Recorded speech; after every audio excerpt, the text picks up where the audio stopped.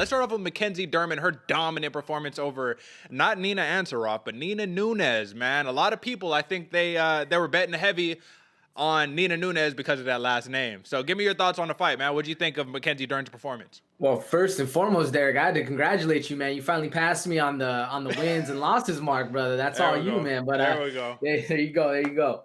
You know, uh, but bro, that Nina Ansaroff. I mean, I think a lot of people were just hyped up. They were thinking like we were talking about in the pre-show. You know, Nina's been training with Amanda, and the goat, man. Some of that goat shine has to rub off. But we saw, man, Mackenzie Dern is just an absolute dominating factor on the ground, and you give her any aspect of an arm bar, man, she'll sniff it out like one of those hogs that hunt the mushrooms. Because man, she was gunning for it and relentless. It was crazy. But you mentioned a little bit, she was a little sloppy on the feet, a little not as crisp and not as clean as you'd expect her to be. But man, she looks solid on the ground. She made up for it for sure. What do you think?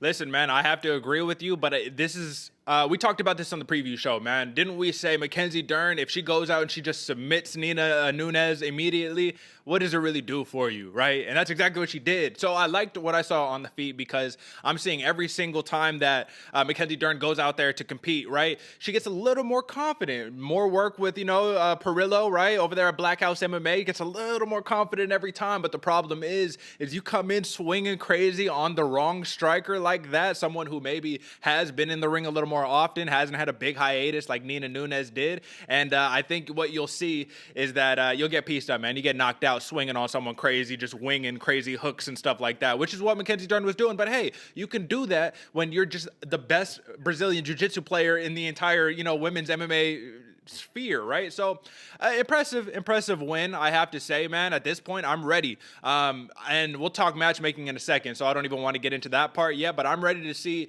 Mackenzie Dern really get challenged in these fights, man. I'm ready to see her really fight somebody who's gonna take her to the edge, who's gonna really force her to dig deep and get the win. Because so far it seems like nobody can challenge her BJJ. And when she fought Vina Janjadova, it was basically just a striking contest, right? So interesting, man. Let's look at the Nina Nunes perspective, man. What do you think? This was the baby curse, right? The baby curse is alive and well, right?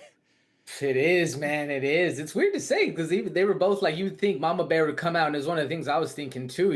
She has a lot more to fight for, and we even saw her with Platinum Papa. We'll talk about him in a bit. It seems like it didn't. Everybody wants that Donald Cerrone transformation. Once he turned into a dad, he started just murking people. But it seems to be a curse, man. The mama curse is real, and it's hard to say because I didn't really see much to judge Nina Nunes on. Like she definitely got outclassed on the ground, but it's Mackenzie Dern, so it's kind of like we almost expected it a little bit. But I wouldn't really say that it was unimpressive or she just absolutely got slaughtered out there, even though it was a dominant win by Mackenzie Dern. She still looked good. I mean, we just didn't get enough time to see it. I forgot how fast it actually ended, but it was 4:48, ended at 4:48 in the first round, and Nina Nunes only got off 5 total strikes. So exactly.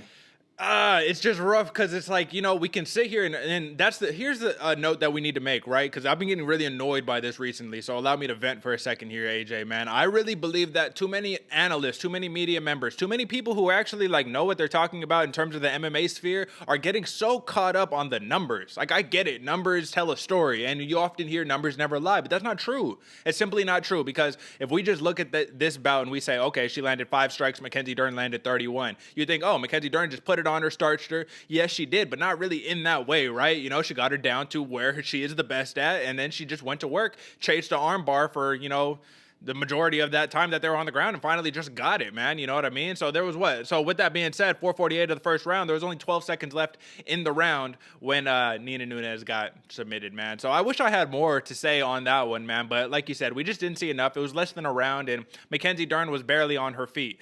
So, hey, man, very big win. We'll talk matchmaking later.